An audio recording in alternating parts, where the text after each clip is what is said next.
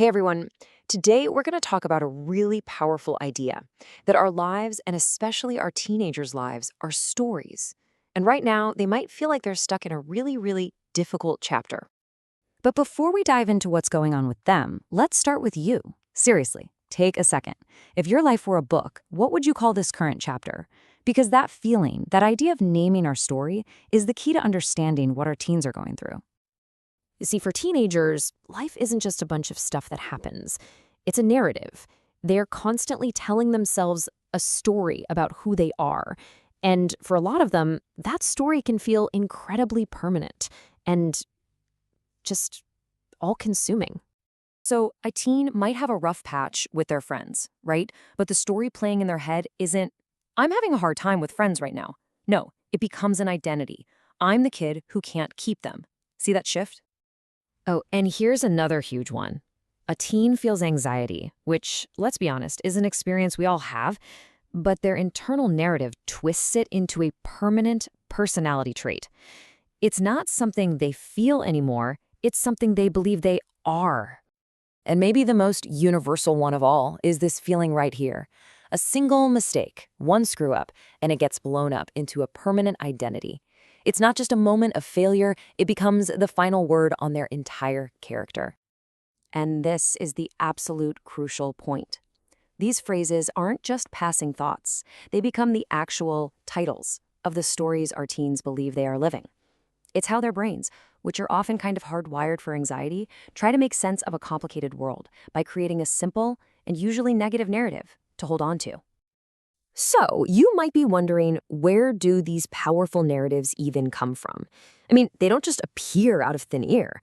Let's pull back the curtain and look at the immense pressures that are actively shaping these stories.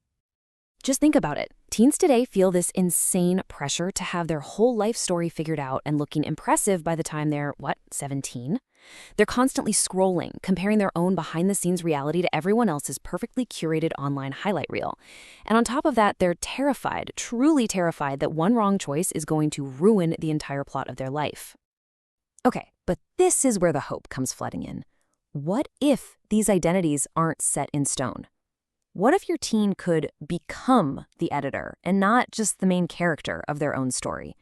That is exactly what we're going to get into next. So here it is, a practical 3-step activity that you can do together. It's a simple but honestly profound way to start taking control of that narrative. We're going to walk through these 3 steps one by one. First, we'll name the current chapter. Then, we'll expose the story anxiety is trying to tell. And finally, we get to write a new, more empowering chapter for the future. So, step 1 starts with a really simple question. If this past year were a chapter in your life, what would its title be?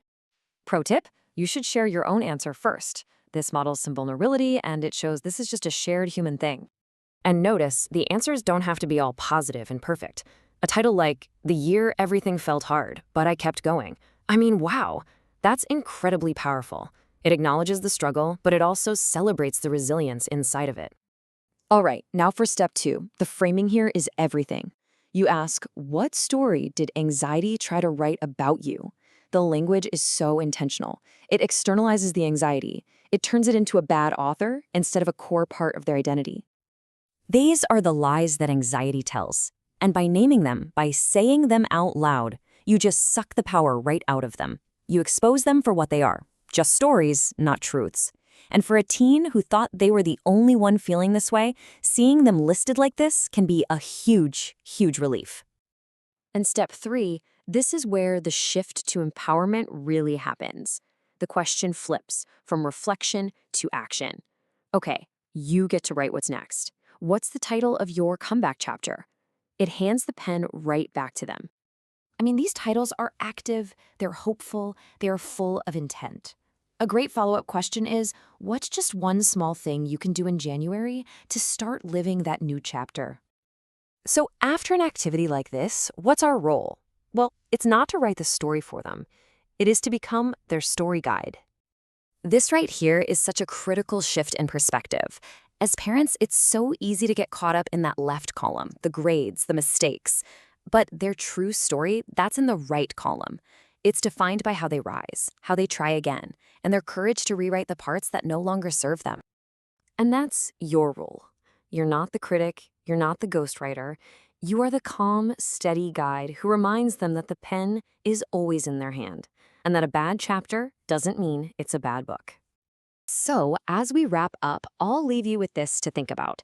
After everything we've talked about, what's the first line of the new chapter you are going to help your teen, and maybe even yourself, begin to write? The story is far from over.